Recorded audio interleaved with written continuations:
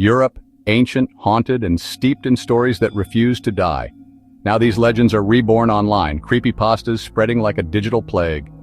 Deep, chilling tones, slow. Ancient fears with a modern twist. Slender man, black-eyed children, the smiling man. Whisper. Some stories you can't escape. Viewer discretion is advised. Deep in the ancient heart of England's Cannock Chase, a place steeped in history and shadowed by folklore, lies a darkness that whispers on the wind. It's a place where the veil between worlds seems thin, and where unsettling tales are woven into the very fabric of the woods. Seeking respite from the world, and a moment of quiet contemplation, camper Liam ventured into its depths, hoping to find solitude and peace under the watchful gaze of the ancient trees. The first night unfolded with a deceptive tranquility, peaceful and calm. The forest hummed a lullaby, and the stars twinkled like distant promises. But the second night brought an unsettling change. As the clock struck 3 a.m., a chorus of whispers arose from the darkness outside his tent. Children's voices, soft yet insistent, pleading, "Let us in." Curiosity and a prickle of unease compelled him to peek out. Standing bathed in the ethereal moonlight, he saw two children. Their clothes were strangely old-fashioned, as if plucked from a bygone era. But it was their eyes that chilled him to the bone. Pure, unadulterated black voids. Frozen with terror, he hid deep within his sleeping bag, listening as they whispered and giggled for what felt like an eternity, the sound echoing through the silent woods for hours. As the first rays of dawn painted the sky, he fled home, desperate to escape the nightmare he had encountered. But the horror, it seemed, had taken root and followed him. That very night, a new sound pierced the silence, tapping at his window. Tap, tap, tap. He moved, seeking refuge in a new town, a new life. But the knocking returned, always at night, a constant reminder of the terror he could not outrun. No matter where he went, no matter how far he ran, the black-eyed children found him, their presence a haunting shadow. Their message was chillingly clear. Some encounters once experienced you can never truly escape, forever bound to the darkness that found you. American student David loved midnight walks in Lisbon until he met the smiling man. In a narrow alley, a man approached, dancing oddly, grinning impossibly wide, eyes unblinking. David froze as the man drew near, silent and staring. He finally ran. After that, David vanished, his blog silent, his friends unable to reach him. Only his shoes were found by the river near the alley. Police called it suicide. But those who read his last post know, some smiles hide something monstrous. Horror now comes through screens, infiltrating our digital lives in ways we never imagined. It lurks in the shadows of the internet, waiting for an opportunity to strike. Aneta, a student in Prague, was about to experience this firsthand. Late one night, while working on a project, she got a pop-up. "Do you want to enter the Red Room?" The question hung ominously on her screen. There was no obvious way to close it. The button to dismiss the window was missing. Clicking no only made it reappear, more insistent. The text growing bolder, the question more demanding. It was as if the pop-up had a will of its own. The relentless persistence took its toll, until her computer crashed, the screen flickering and dying. The next day, a small unmarked package arrived. Inside, a red USB drive appeared at her door, an ominous sign of what was to come.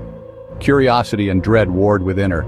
On it, dozens of photos of her sleeping, taken from inside her room, each image a violation, a chilling invasion of privacy.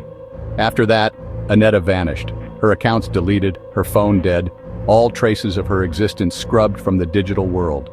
Only her laptop remained, a silent witness to her disappearance, open to the last photo, her sleeping, a red-masked figure reflected in the window, a terrifying presence lurking just beyond the glass.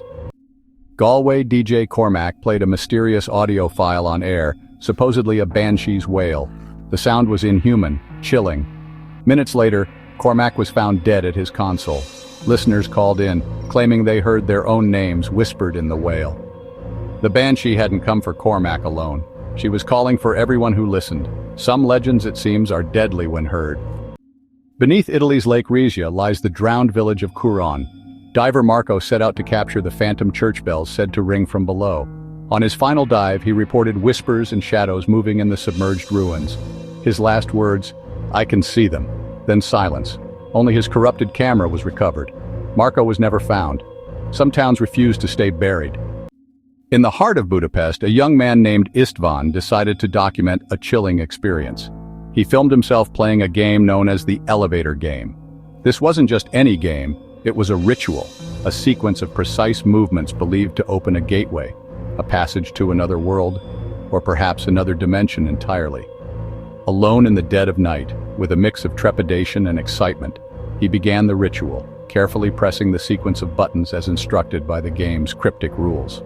The elevator doors slid open on the 5th floor, and a woman entered the confined space, seemingly unaware of the game being played. István, focused on the ritual, kept his gaze down, avoiding any direct eye contact, a crucial element, according to the game's lore. The elevator continued its ascent, rising steadily to the 10th floor, each passing number increasing the tension in the small space. As the doors creaked open on the 10th floor, they revealed only darkness, a stark contrast to the dimly lit elevator. A single red cross glowed faintly in the distance, an unsettling beacon in the gloom. Hesitantly, István stepped out into the unknown, his voice barely a whisper as he confessed to feeling watched, an unnerving sensation of being observed by unseen eyes. Suddenly, the video feed was abruptly cut short, replaced by a burst of static, and then complete darkness, leaving only questions and a lingering sense of unease. The video, incomplete and unsettling, was uploaded online a week later, a digital ghost story left for others to find. Tragically, István was never seen or heard from again, his disappearance adding a chilling layer to the legend of the elevator game. Some games, especially those that flirt with the unknown, are perhaps better left unplayed, their mysteries best left undisturbed. In Romania, Elena bought an antique mirror. Soon, her reflection moved on its own, smiling, winking, mouthing silent words. Elena left a final voicemail. She wants to switch places. She won't stop tapping. Elena vanished, along with the mirror. Months later, the same mirror reappeared at the flea market, waiting for its next victim. The stories end, but the unease lingers. Europe's ancient fears now haunt our screens, our dreams, our mirrors. These tales twist the ordinary into nightmares, planting seeds of doubt that grow long after the story ends. Some stories you forget, others follow you home, sleep tight, or don't.